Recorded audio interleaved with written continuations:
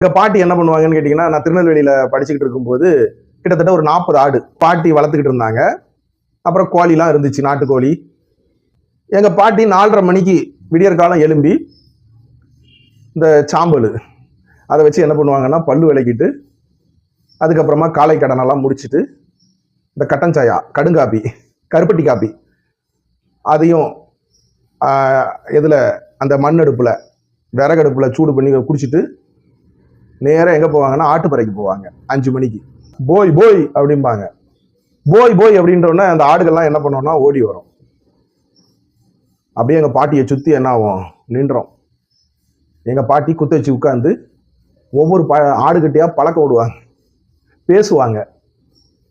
ஏலா நேற்று நம்ம என்ன பண்ணோம், அப்படியே ஒவ்வொரு வழியாக அந்த தேரிக்காட்டுக்கு போனோம்ல, இன்னைக்கு நம்ம என்ன பண்ணுவோம், நேற்று மேக்கமாற போனோம், இன்னைக்கு கிழக்கமாற போவோம், சரியா?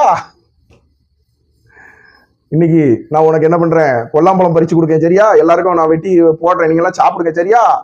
அவ வீட்டுல போய் கழனி எடுத்துட்டு வரணும், இவ வீட்டுல போய் என்ன பண்ணணும், இல்லைன்னா வேற யாராவது எடுத்து விடுவாங்க.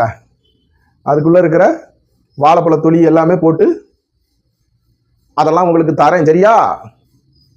அப்புறம் அங்க ஒரு ஆட்டுக்கு, இங்க வா, நேத்தியா நீ வீட்டுக்குள்ள பூந்து சோத்த தின்னு இருக்கா, சோறு தின்னா நீ செத்து போயிருவலா, தெரியுமா? ஆடு மாடு அதிகமா சோறு தின்னுச்சுன்னா செமிக்காம செத்துரும்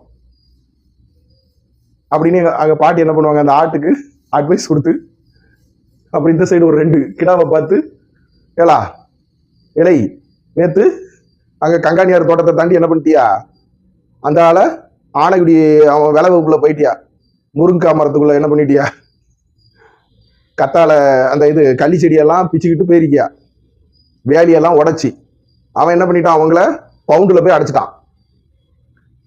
பவுண்டுல 50 ரூபா கட்டி என்ன பண்ணிருக்கேன், உங்களை மீட்டுட்டு வந்திருக்கோம்ல, 50 ரூபா அபராதம்,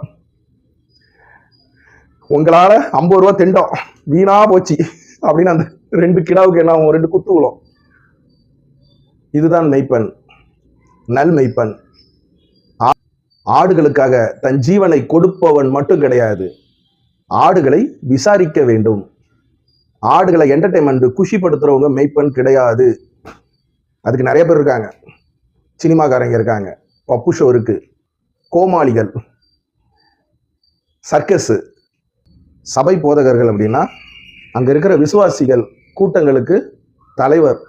விசுவாசிகள் என்ற ஆட்டு மந்தைகளை மேய்க்கின்ற நல் மெய்ப்பன் விசுவாசிகளை ஆட்டு மந்தைகளை விசாரிக்கணும்.